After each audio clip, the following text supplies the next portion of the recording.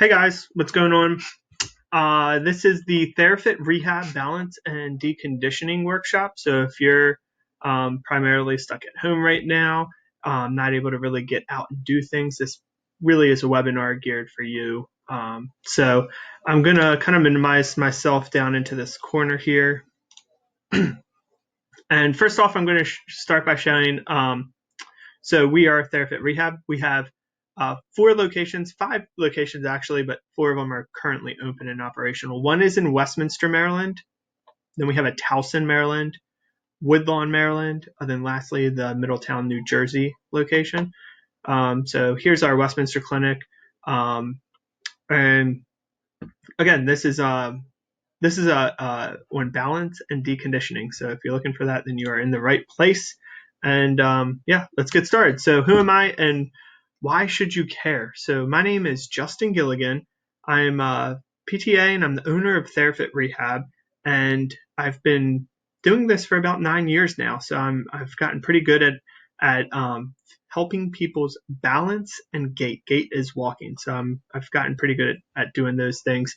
And yeah, we've helped almost 2,000 people get back to doing the things that they love. So that's kind of really amazing now that we've been able to help that many people. So also, here is my wonderful family. I have 4 kids.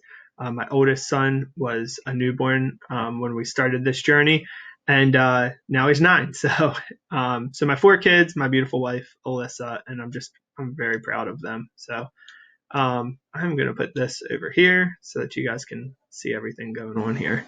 All right. So next up, this webinar is for you if you're scared of falling, breaking a hip, or being in a nursing home. This is a very real and common fear that people have. And I want you to know if that's you, then you're in the right place. If you're afraid of winding up in a nursing home, especially in this time, like that being in a hospital or a nursing home is probably the worst place you can be. So if you're scared of falling, if you're scared of breaking a hip, if you're scared of being in a nursing home, then you're in the right place. If you're embarrassed about how you walk, there's a lot of people out there that don't feel very confident in the way that they walk. So if that is you, then you are in the right place. If you're worried about your spouse's balance, maybe you're watching this and your balance is pretty good, but you really have kind of more of a stubborn spouse, then this is for you. You're in the right place. If you have trouble walking on uneven grass or unlevel surfaces, you're walking and you just feel very unsteady. You feel like you're going to fall. You're worried about falling. You can't garden anymore because the grass is too uneven, and it puts you at a place where you feel like you're going to fall. If you're afraid of slipping in the shower, maybe getting into and out of the shower is very difficult for you, then you're in the right place. If you're tired of using the walls and furniture to balance yourself, maybe even a cane. I can't tell you how many people do this. It results in a lot of falls because you're using a door handle to balance yourself or something that moves. That could be a really big problem. So you're in the right place if that's you. And lastly, if you're terrified of a flight of stairs, if you look down that flight of stairs and it's like in those movies where the stairs just keeps going and going and going, and you feel like you're just terrified to walk down them and it's just such a long flight and you're afraid of falling down them, then you are in the right place, because we're going to be talking about a lot of these things and they all resort around one single thing, balance. So how to balance yourself. So that's what we're going to be going over today. So I want you to know you're not alone. 1 out of every 3 people over the age of 65 fall each year. That's literally 1/3 of the people over 65 years of age fall every year. So if you're worried about falling, that's a pretty high statistic. 1 out of every 5 falls result in serious injury. So out of the 1 in 3 people that fall, 1/5 of them are going to have something like a broken hip or something like that. And 1 out of every 5 people that break their hip die from it every year. So I'm sure you guys have heard broken hips and just how bad of a thing that is. It really is. It really limits your ability to move. You're stuck in bed for a long time.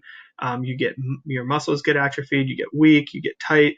You have pulmonary issues because you're not walking, you're not doing anything. You can develop um, pneumonia, and it's a slippery slope down. So we really want to keep you guys from falling. That's the biggest thing that we're worried about. That's what this is going to tackle, and the way that we do that is by making your balance better. And if you've ever been told that you can't make your balance better, that is a myth. You can make your balance better. You just got to know what you're doing. Getting old doesn't mean you get less balance. I'm sure you've seen 100-year-old people running marathons before. They have pretty good balance. It's not that they've gotten older and lost that ability to balance themselves. It's that they're constantly working on their balance. So that's the key there. 34 billion every year is spent on medical costs related to falls. I mean, it's just an overwhelming amount of money in this area. And falls are the leading cause of nursing home placement. So listen, if you're worried about winding up in a nursing home, then that is the number one reason that people wind up in nursing homes, because they have fallen, because they're falling or they've fallen and very badly hurting themselves. So we need to take care of this very quickly. So that's what we're going to be going over today.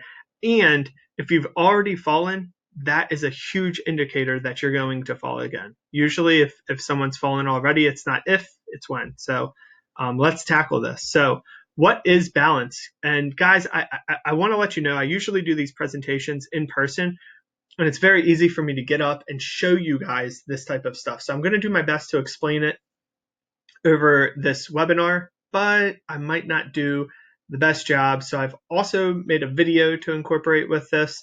But I just want you to know it's very hard to talk about stuff as big as balance and fixing someone's balance over a platform like this without face-to-face interaction, or at least person-to-person interaction. So and you'll see what I mean in a minute. So balance is defined as our ability to maintain our center of gravity within our base of support. So I have a video kind of explaining this, but here is your base of support. This distance all around here is your base of support. And your center of gravity sits right at about your hips right here, and it's right there. So that is the center of gravity right here, and this is the base of support. So we're going to play this video real quick so that you guys can kind of see what I mean in here, but that kind of sets it up good for this video. So let's go ahead and play this. All right, guys, so we're going to be talking about ankle strategies and base of support and center of gravity. We're basically just talking about balance. So, like, what is balance? How does balance work? And what are the things that we need to do to be able to maintain balance? So the first thing I love to talk about when we're talking about balance is just the difference between your center of gravity and your base of support, because that's what balance is. It's our ability to maintain our center of gravity within our base of support. So let me start by showing you what base of support is.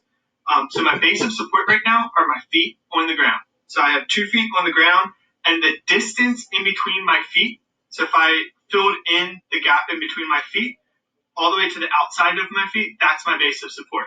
It's basically this area right here. All this area right there is my base of support. My center of gravity is right here. So this is the point in my body in which with as long as it's inside of my base of support, I'm balanced. Now, when my center of gravity travels outside of my base of support, I have to do something in order to maintain my balance. So I'm going to show you. My base of support is my feet. My center of gravity is right here. So when this area travels outside of my base of support, now I need to do something in order to prevent myself from falling. Again, if it's back here and I come back outside of my base of support, you see my toes are lifting up, but then I'm starting to fall, and I have to do something in order to catch my balance. So that's a very important thing to understand, because when we walk, we don't have 2 feet on our center of balance or our base of support. Now we go to 1 foot, right? So we need this 1 foot in order to step, and now we decrease that base of support by 3/4, because now I don't even have the distance in between my feet. So I'm literally just standing on 1 foot, and you have to be able to balance to catch yourself. So these are the things that we're talking about when it comes to base of support and center of gravity. It's our ability to maintain our balance inside of our base of support or inside of my feet. So the other thing is there's 3 different ways that we right ourselves or correct our balance when we're standing or when we lose our balance. So again, here's my base of support. I'm coming backwards. The first thing I'm going to do are my ankles are going to try to catch my balance. So my ankles are lifting up to try to pull myself back over to my feet. So as I lean back, my ankles come up and they try to push me back to my center of gravity, right? When I come forward, my heels come up, my ankles try to push myself back onto my heels. So that's the first thing. It's this ankle strategy. It comes from way down here. That's the first thing that we do to try to right our balance. The next thing is going to be our hips. So as I come back, my ankles are working hard now. I'm still losing my balance. My ankles can't push me forward.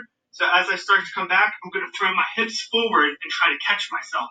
So let me show you if I could show you that here. Now I've thrown my hips back, my body forward, and try to catch myself and plant myself. That is the hip strategy.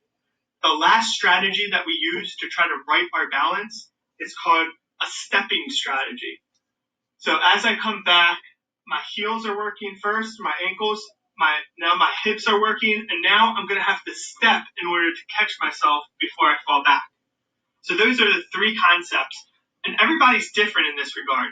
So some people might have really weak hip strategies, some people might have really weak ankle strategies, some people might not be able to step as fast. So the reaction time to catch themselves isn't there, and maybe they're kind of stumbling across to try to catch themselves.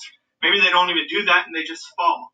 These are the types of things that it's kind of hard to judge based off of not being able to see somebody in the clinic, not being able to experience what it is that they look like, where their weaknesses are, and all that stuff. So hopefully this video helps to be able to show you a little bit about how our body works and able to catch ourselves or right ourselves from losing our balance. So hopefully that helps. All right, guys. So that is sort of how our bodies work to right ourselves after we lose our balance. So the next thing that we're going to be looking at is, what does balance involve? So I kind of got into it a little bit there in terms of just righting yourself and how you fix your balance. But then when we're looking at something like the complex body systems that contribute to our body, that's going to be things like the sensory system. So this is your sense of feeling. So just being able to feel your feet helps to understand if you're able to balance yourself better or not. So let's say you have something like diabetic neuropathy. Maybe you've had a stroke and it's impacted your ability to feel your left or right foot. These are things that would significantly impact your balance.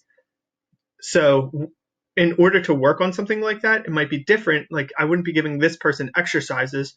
We would be doing sensitization exercises or activities to where I'm trying to get them to feel their foot better, because that's ultimately what would help that person.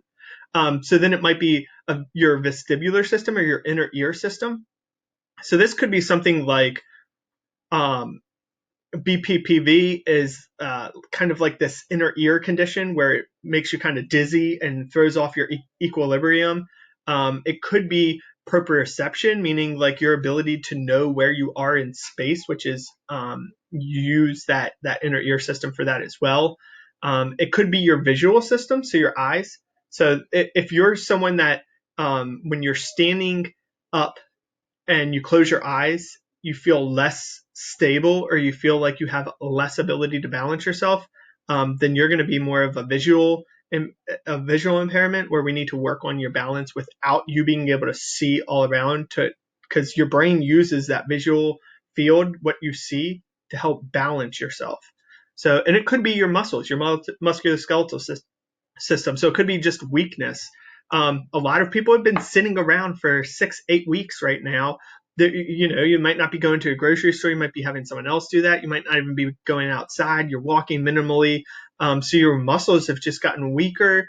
They've also gotten tighter. Maybe you're having spasms, like painful spasms, painful muscle things going on right now. That contributes to balance as well and increases your risk of fall. So if you get up and you pull something because you've been tight, you've been achy, and now all of a sudden you pull a back muscle, then that really sharp increased pain can lead to a fall. So those are things that we need to watch out for. Now, those are the body systems. There's a lot of other factors that can contribute to balance as well. Medications, your home environment, and just depression or anxiety or fear of falling could also impact it. So first, we're going to talk about a fear of falling, and that is really just like you're afraid of falling, so then it makes your balance worse. And the ways that it does that is one out of every 3 older adults develop a fear of falling that affects their independence. So you're not because you're afraid of falling, because you're afraid of losing your balance, you're not going on hikes, you're not going on walks, you're not going outside of your house as much. You're limiting what you're going to do inside of your home because you're afraid of falling. You're limiting what you're going to do outside of your home because you're afraid of falling. Maybe you're not doing social activities as much and all that. So that increases that increases your sedentary time. That increases the amount of time that you're sitting then, because you're not standing as much. Then you get decreased muscle mass, you get increased muscle tightness and spasms, like I mentioned before. But then you decrease your endurance, so then you're not able to walk as far, and that contributes to the weaker muscles, your cardiovascular system, your heart working and pumping blood throughout your body, and your lungs working to increase that endurance and that physical activity. So it really takes a toll on everything. And the decreased life satisfaction, when you're not able to do those things, it decreases the satisfaction that you have with your life, and your lack of being able to complete hobbies or social activities, or fear of leaving your house. And social isolation leads to decreased mental stimulation, which also can lead to early dementia and Alzheimer's. So this is really a big thing, and it's one of the first things that we see that I really try to educate people about, because they don't realize how important this anxiety and this fear can be in overcoming it. Next, we're going to talk about home environment. So does anybody's house look like this? Now, I did home-based physical therapy for a while, and when I first started out doing this, and I saw tons of houses that looked exactly like this. And the first thing that we would start doing is taking up these carpets and moving these books. It's not even that you need to clean your entire house. You don't need to go on some huge freak cleaning spree. You just need to organize it in a way that gives you more room. So you see this kind of bottleneck right here where everything's leading this person to walk right in between this area, and look what's right there. It's this huge carpet. And if you have, again, if you're maybe you're a person that really leans onto your toes, like we were talking about before, you carry your base of support forward, so you have a forward flex posture, you're bent at your hips when you're walking, and you're putting a lot of weight on your toes. Well, that's going to make it very easy for those toes to get right in and underneath of the carpet, and then that's going to trip you up. And if you don't have good stepping reflexes, you're not going to catch yourself, and you're going to fall on that outstretched arm. Maybe you break an arm, maybe you break a shoulder, break a hip, but that's how it happens. This is the kind of stuff that leads to these falls, which is why we need to make sure your home environment first is up to par. All this person would really need to do, just move these books over to the side, move these books over to the side, maybe get some of these papers organized on this table just to give yourself a good place to sit when you need it. And then take these carpets up, this carpet underneath of the table. Get your sons, daughters, neighbors, whoever, ask the pizza guy to do it and slip him $5, like just make sure that you're creating a really good, safe environment that you can be walking through to easily get to and from. I imagine this is probably their kitchen, because here's a dining room.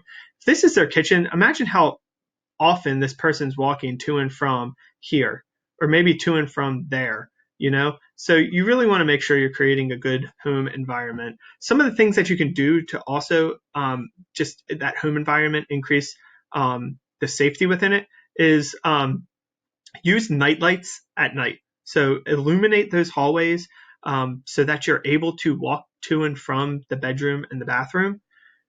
Remove the throw rugs. We talked about that. Install handrails where needed. So maybe in your bathroom, you have some handrails that you can get into and out of the bathtub with. It's a great idea. And there's a lot of things we can do in the bathroom don't be afraid to use a shower chair or a tub bench. Uh, the grab bars, again, inside of the bathroom are great. Toilet like razors or toilet seat razors. They even have ones with arms that you can help to push off. A lot of falls happen in the bathroom, so you want to make sure that you're doing everything you can to avoid falls in the bathroom. They also have those gripper pads that you can put on the bottom of the shower or the bathtubs. I highly recommend those as well. And shower head wands that you can remove, and you can be sitting and rinse your body off instead of having to stand. Also, definitely a great adaptation to the home. Medications are another big one, and people don't really realize how big of an impact medications can have on you, but they can really affect your balance. Some of the ones that can affect it are the ACE inhibitors, beta blockers, diuretics, vasodilators, antiarrhythmics, antidepressants, benzodiazepines, antipsychotics, opioids, muscle relaxants, and antihistamines all can affect your balance by causing things like orthostatic hypotension. So when you're standing up and you feel lightheaded, it's your ability for your heart to pump blood up to your head when you're changing positions. So as you come to stand, all that blood is pulling out of your head and making you lightheaded, and that's what causes that lightheadedness. Could be fatigue and weakness. It could also cause dizziness, and confusion and drowsiness is another one. So you get that like kind of lethargy, kind of confusion. A lot of medications can come from that. So one of the things that I highly recommend for everybody is don't be afraid to get together with your doctor specifically to look at your medications. Now, if you were prescribed something 30 years ago, that milligrams, that dosage should change as you get older. If that dosage has stayed the same over the course of 30 years, which for many people it has, then you need to get together with your doctor and have them look at your medications and make sure that they're not conflicting, they're not doing anything that they shouldn't be. Don't be afraid to get your cardiologist, your neurologist, your urologist involved. Make sure that everybody's on the same page with your medications, because they really can have really just devastating effects on people and cause a lot more harm than necessary. So it's very easy to set up that appointment. Make sure you guys are doing that as well. So we talked about center of gravity. We talked about the 3 balance strategies that you need to have. So again, it's that ankle strategy, it's that hip strategy, and it's the stepping strategies. So those are some of the things that we talked about. And here you can kind of see what it is that I'm talking about. So you can see the ankle strategy comes from the ankle. The hip strategy is where you're bending forward, sticking the buttocks out and leaning forward. That's going to come from the hips. And then the stepping strategy is that quick step. Now, it would be great if I could just do one exercise program for everybody, but some people might need to work on their hip strategy more than their ankle strategy. Some people really might need to work on that stepping strategy. So the stepping strategy would be more of a quickness. It's more of a how fast can you regain that balance by stepping, whereas the ankle strategy is we're really looking at control there. We're really looking at strengthening the ankle and isolating that movement. And the ankle strategy involves a lot of sensation too. So you got to have a lot of foot sensation, which we talked about before. And then the hip strategy, we're really strengthening those buttocks muscles. We're really strengthening the hip flexor muscles and making sure that we can quickly move and negotiate between extension and flexion, flexing the hips and extending the hips. So those are, I really wish I could just say, hey, here's what you guys need to do. But it really is difficult unless I can see you, unless I can see what it is that's affecting your balance. Then we can kind of move from there to be able to write everything. So when should you seek help from a professional? If you've fallen in the last year, I highly recommend that you see a professional, see a physical therapist, see an occupational therapist, visit your doctor, do something, because again, past falls are a future indicator of future falls. So if you've fallen in the past, chances are you're going to fall again unless you do something about it, right? So unless you're doing something about it, that 100-year-old isn't running a marathon today without any kind of prior or past marathon experience, or at least it won't be pretty.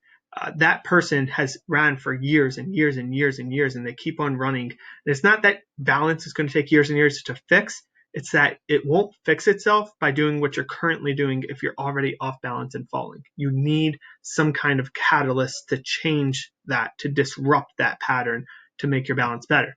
So if you're feeling unsteady or are experiencing losses of balance, perfect opportunity to reach out to a professional. If you started using a cane or wall walking is where every now and then you're reaching out for those walls, you're touching those walls, make sure you got your balance. Maybe you're putting your hands on things like dressers and you're walking along the countertops with your fingers. Definitely a huge indicator of balance disturbances. And when you're using your hand, you're introducing another base of support. So then your feet don't have to work as hard, your hips don't have to work as hard, and you don't have to concentrate on stepping. Now you've increased your base of support, you've compensated. So that's all that is compensation. And when you start depending on the compensation, then the balance gets worse. So we really need to make sure that we're one step ahead of that. And when you have a feeling of like off balanceness or dizziness, or I'll add lightheadedness into that, these are perfect opportunities to really start seeking help. I'll add another one in there. If you've recently stopped doing something that you've loved to do, gardening, going out to social activities, hanging out with friends, going to the grocery store, whatever it is, if there's something specific that you've stopped doing because of your balance or because you're afraid of falling, that is an ideal time to reach out to a professional, because if it's not too far after, sometimes it's very easy to work on those exercises to correct that balance, to get you a little bit more confident in your feet and to get back to doing those activities. Those are the types of goals that we have. If you want to get back to gardening, that would be your physical therapy goal within our clinic. Let's get you back to gardening. What do you need to do to garden? We need to be able to get down to the ground and back up. You need to be able to be on your knees and shifting between your knees, walking on your knees. Like those are the types of things that we work on. So if you have something specific that you want to get back to doing, now is the ideal time to do that if you've just stopped it. So what can physical therapists do? Well, we help improve balance and the strategies, really, those ankle strategies, hip strategies, stepping strategies. We really focus on those. Just the proprioception, just understanding where your weight distribution is. Is it on one foot more than the other? Is it on the heels? Is it on the toes? We help to lengthen and improve your range of motion. That's a fancy way of saying we stretch you out. Let's get those muscles stretched to increase their elasticity. Stretching feels good too, so it's a great thing to be doing anyways. But sometimes tight muscles keep you from being able to balance well. So we also strengthen the muscle groups that need strengthened. And then we train vestibular systems. So what that means is like I said, there's a couple of things that we can do for inner ear disturbances, dizziness, things like that can literally be fixed in 1 to 2 treatments of physical therapy. So if you're someone that's dealing with some vertigo, with some dizziness, there's a couple of things that we can do that would significantly help that, and in a really quick and fast time. So another thing is we work on reaction time and power in the lower extremities. So let's increase that power in the lower extremities so that when you need to fall, look, 20 years ago, you trip on the rug, you catch yourself, at least sometimes.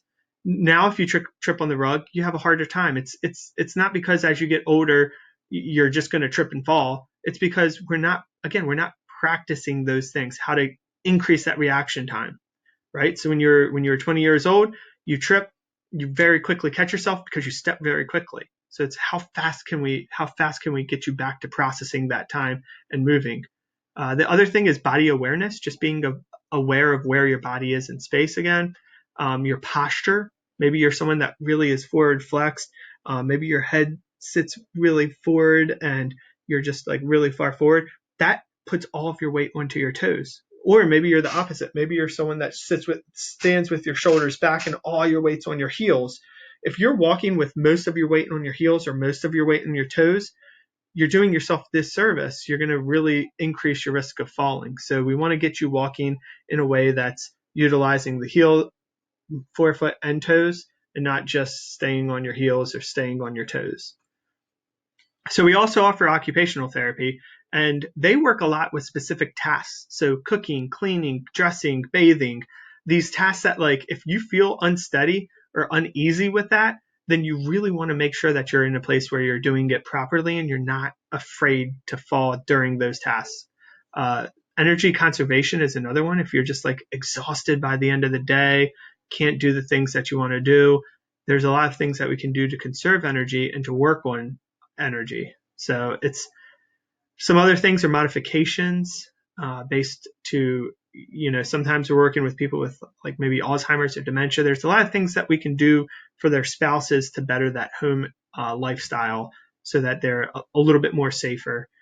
Low vision impairments. So sometimes, just like I said, our vision has a lot to do with our balance. There's things that we can do for those low vision impairments. And then just say home safety evaluations. We can actually come to your house and make home modifications to make your house a little bit more safer. And we can also do exercise programs designed for you specifically to do at home so that you can work on this stuff without having to be in the clinic in this time if you don't feel like you're safe with that. So again, therapy's really trying to reduce the risk of falls. We want to bring that fall risk down. We want to make it to where you're not worried about falling. So ways that we do that is we try to bring everybody back once a year. You should be seeing your physical therapist once a year. If you're worried about falls, once a year. Get in there. Let's look at those limitations. It takes 15 minutes. Just get in there, make sure that you're doing good, that you're not in a state where you're increased risk of falls. Setting up home exercise programs is great. Just being able to challenge your fitness and health, again, get that cardiovascular system working, your pulmonary system, really increasing that muscle mass and that response time all contributes to better balance, right? Progressive conditions. So this is like a maintenance therapy program. So for people that had bad balance and we get you to a certain point and now you're feeling really good, it's like we want to maintain that. We don't want you pulling back again. So we really want to make sure that we're progressing forward with there. So 5 simple things that you can do to reduce your home fall risk right now is home altercations, wear sensible shoes. Please don't wear like just socks around your house. If you have socks with grippies on them, that's great. But just wear sensible shoes. Don't wear the flip-flops. Don't wear the Crocs. Put on your shoes in the daytime, or put on grippy socks. But don't walk around in just regular socks. Discussing your medications with your physician. I am a huge proponent of that. My grandfather's doing it this week, so I've really pushed it for him to get together with his team to look at his medications list. He was pretty heavily over medicated on one of his drugs, which was resulting in shortness of breath and all kinds of other stuff. So proper eyewear. So please, if you're going to the bathroom in the middle of the night, have those glasses right there so you can put them on and you can see. You need a well-lit area and you need to be able to see where you're going. So don't forget your glasses and get a physical therapy screen. This is a great way to make sure you reduce your falls risk.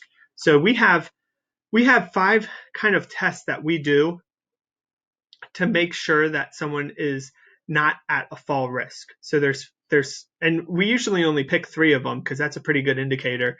If you're positive for 3 of the 5, then that's a pretty good indicator that compared to everybody your age and your gender, it kind of benchmarks you compared to everybody your age and your gender. And it says like, okay, based on all of these people that have fallen in the past and that don't fall, you're kind of right here. And it puts you in a position that, okay, based on everybody in the world, I'm at a fall risk because of A, B, and C. So these tests, for instance, the timed up and go is the first one, the tug. So that's how fast can you stand up, walk 10 feet, turn around, walk 10 feet, and sit down. So that just by us timing that, how long it takes you to do that, can help us compare you to the rest of the population and understand whether or not you're at an increased risk of fall. So another one is 5 times sit to stand. So this is how many times can you, like, how long does it take you to stand up and sit down 5 times? How long can you hold a single leg stance test. That means if you pick one leg up off the ground, how long can you balance on one leg? The 2-minute walk test, how long can you walk in 2 minutes? And then the Berg balance scale is just a general scale. It goes over a lot of the things that we just talked about, but then other things too, and benchmarks you against everybody else to see how likely it is that you're going to fall. So 5 quick tests, 3 of them, it usually takes no longer than 15 minutes. And by the end of that, you're pretty good. We have a pretty good indication of how likely you are to fall and what is the things that we need to do to improve it. So just by doing that for 15 minutes, we can see, hey, you need a lot of visual input, or maybe you just have a lot of hip weakness or leg weakness. Maybe it's a combination. Maybe you have like all 7 things going on, and you have a lot of visual impairments. You have a lot of muscle and proprioceptive, and your medications are impacting it. This is very common that we see people that all 7 of them, and we're working on one thing at a time.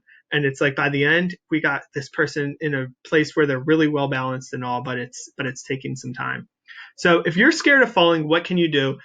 So we are considered essential. Guys, we're open right now. All of our locations, except for our Baltimore one, is currently open. We're hoping that one opens soon as well. But we are considered essential. So you can come into the clinic. You can schedule an initial eval. We accept all major insurance companies. And you can just come into the clinic. We're wearing masks. We're isolating treatment areas. When you come into the clinic, you come into contact with one person. So your physical therapist meets you. They bring you back to an area where you're treated by yourself, and then you leave out of a different door. So we're really isolating the amount of exposure that you have within a treatment. If you're worried about falling and winding up in a nursing home, a hospital, or something like that, I cannot urge you enough. That is a huge deal. If you fall, it could lead to a really bad injury, and that's what we're trying to avoid. So if you're not comfortable coming into the clinic, we do have some other options. So we're doing telehealth visits. So that's just like this. It's me or another therapist on a computer with you on a computer, and we're just webcasting back and forth, and we're going through and teaching you the things that we want you to do. So we're doing home exercise programs. We're doing all kinds of balance activities just from the comfort of your home. No one even has to come into your home. You don't have to come into the clinic. It's just telehealth. And all major insurance companies, again, are accepting that. We're also doing in-home visits. So we are seeing people in their houses, which is another great way to just like limit the amount of people that you're coming in contact with. And then the last thing is all next week. So the week of, what is that? The 11th to the 14th or something. We're doing a free balance screen. So all of our locations, that we only have a couple spots open in each location. So they're 15-minute consults. We've blocked hour slots out, and we have each location has a different number, but we're trying to get everybody seen for them. But I can't urge you enough. If you're interested in a free balance screen, we've already had several people sign up for it, and it hasn't even went live yet. They've just seen it on our website. I think 5 people have signed up for it already. So just make sure that you're taking action a little bit sooner than later on this. So all you need to do is go to this link right here.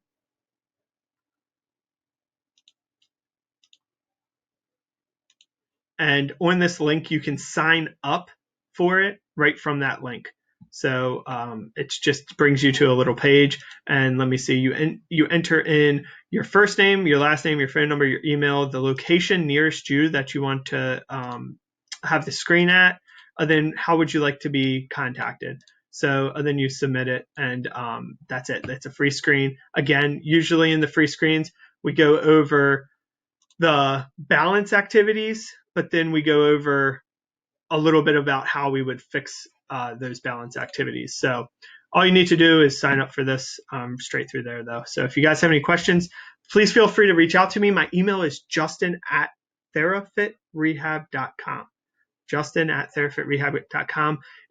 And we also do 15-minute phone consults. So if you don't feel comfortable coming in for the balance screen, just email us, justin@therafitrehab.com, and just put the subject line that you're interested in a 15-minute phone consult, and we can work with you there too. Our goal is to just keep people safe. We're really limited in what we can do right now. So if at least we can just help you from the comfort of your home, we're just trying to keep people safe here. I don't want anybody falling at home. I don't want anybody not being able to come to the clinic for therapy that they need and putting them in a position where now they're at an increased risk for fall. And it's just a bad situation. So if you have any questions, again, please feel free to reach out. And hopefully you guys have learned something from this presentation. Feel free to reach out to me and just tell me if you've liked anything. Give me feedback. I love feedback on this kind of stuff because it helps me understand what you guys are thinking and where you might need help more than other places. So let me know, and I'll look forward to hearing from you guys. Thank you, and have a great day.